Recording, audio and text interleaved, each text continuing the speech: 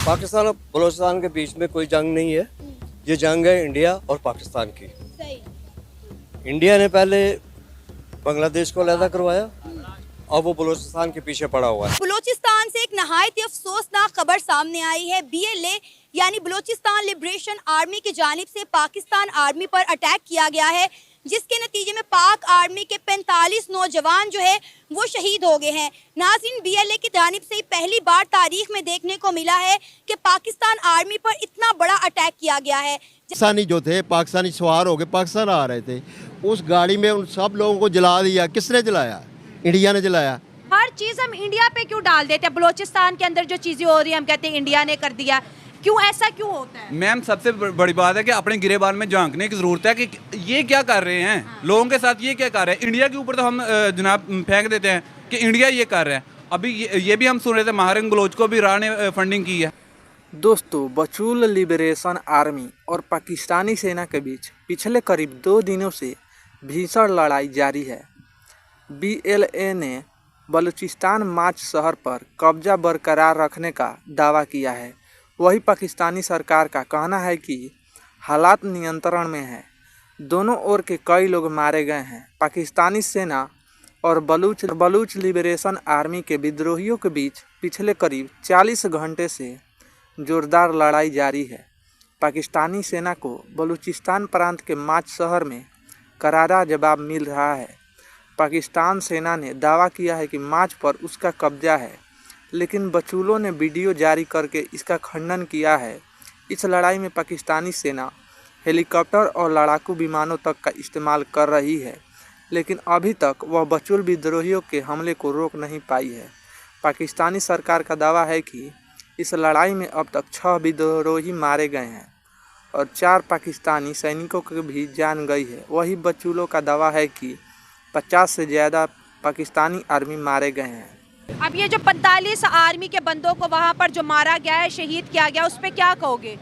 इसके पीछे भी तो कोई वजह ही होगी ना। जब इतना बड़ा एक ऑपरेशन होता है मुल्क के खिलाफ, आर्मी के खिलाफ, तो कोई वजह तो होती होगी। कुछ भी हो रहा है इसमें हमारे अदारों की इन्वॉल्वमेंट है, ठीक है। जब तक अदारे अपने हदूद में नहीं रहेंगे ऐसे वाक़यात होते रहेंगे। यही नफ़रत हमने देखी जब बांग्लादेश बना 1971 में। शेख मुजीबुर रहमान ने भी यही बोला कि मेरे साथ नाइंसाफ़ी हो रही है, हमें अपना हक़ दिया जाए। जब हमने उन्हें हक़ नहीं दिया तो उन्होंने एक अलग मुल्क बना लिया। आज बलूचिस्तान भी हमसे अपने हक़ की डिमांड कर रहा है। आपको नहीं लगता कि हम 1971 में होने वाली गलतियों को दोबारा दोहरा रहे हैं और आर्मी पर बार बार हमले? ऐसा नहीं लगता कि बलूचिस्तान में जंग का ऐलान हो गया है?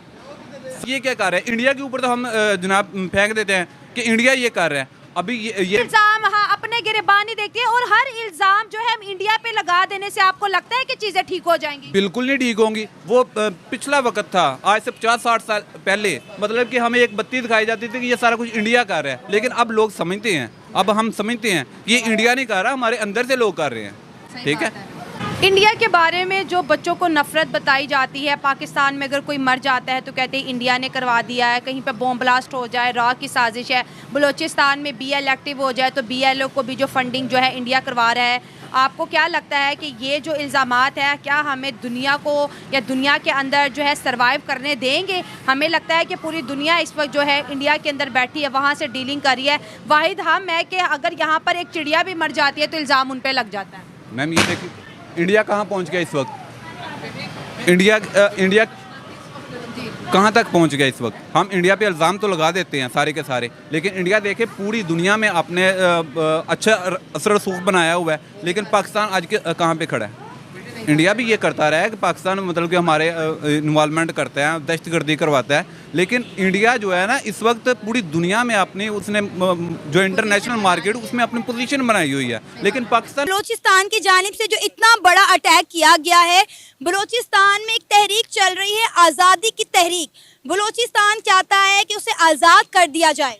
ये दुश्मनों की चाल है, क्यों आज़ाद कर दिया जाए? चारे सूबे हैं, इकट्ठे रहें, मुत्तहिद रहें, पंजाबी, सिंधी, बलोची और ये सारे के सारे हम एक ही पठान, सब एक ही हैं।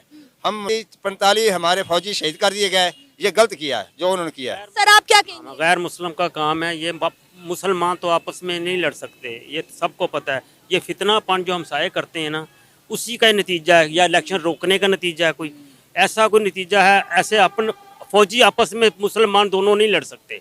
ये तो चाहे सिंध के हों, चाहे बलूचिस्तान के हों, चाहे पंजाब के हों, आपस में नहीं लड़ सकते। ये फितनापन चल रहा है। सर हमने तो यहूद व अंसारा के खिलाफ लड़ना था, हम तो मुसलमान आपस में ही लड़े जा रहे हैं। इसमें ये मुसलमान आपस में नहीं लड़ सकता, ये फितनापन है। इसमें कोई ना कोई गैर मुस्लिम का हाथ है, इसीलिए ये लड़ रहे हैं, और कोई बासी बात नहीं। ये इलेक्शन रोकने का चक्कर है सारा, ये बस यही चक्कर। पाकिस्तान की माएं बहनें छोटे छोटे बच्चों को लेकर इस्लामाबाद में इतनी ठंड में खेमों के अंदर बैठी रही। उनका एक मुतालबा, उनकी एक आवाज नहीं सुनी गई। उनका मुतालबा क्या था? हमारे प्यारे जो खो गए हैं उन्हें वापस लाया जाए। लेकिन मिसिंग पर्सन अब सिर्फ बलूचिस्तान का मसला नहीं रहा, ये सिंध का भी है, ये पंजाब का भी है, ये पूरे पाकिस्तान का मुतालबा है। अब बच्चे सिर्फ बलूचिस्तान से गायब नहीं हो रहे, पंजाब से भी हो रहे हैं, सिंध से भी हो रहे हैं, अफगानिस्तान से भी हो रहे हैं, हर जगह से हो रहे हैं। बिल्कुल ऐसा। दोस्तों, माच शहर बलूचिस्तान की राजधानी कोयटा के दक्षिण में स्थित शहर है और पहाड़ों से घिरा हुआ है। बचुल विद्रोही रॉकेट और असॉल्ट राइफल की मदद से ये हमले कर रहे हैं। उन्होंने पूरे शहर पर पिछले 40 घंटे से कब्जे का दावा किया है। अपने ताज़ा बयान में BLA ने कहा है कि उन्होंने 40 घंटे बाद अभी भी माच शहर पर अपना कब्जा बरकरार रखा हुआ है। उन्होंने सिब्बी में पाकिस्तानी सेना के एक काफिले पर भीषण हमला किया है। BLA ने कहा कि उसका ऑपरेशन दारा ए बोलान अभी तक सफल रहा है। BLA ने कहा है कि उसने सेना के 18 वाहनों को बीती रात सिब्बी में निशाना बनाया, जो माच शहर में घुसने की कोशिश कर रहे थे, ताकि वहां पर फंसे सैनिकों की मदद की जा सके। पाकिस्तानी सैनिकों को मुंहतोड़ जवाब दिया गया।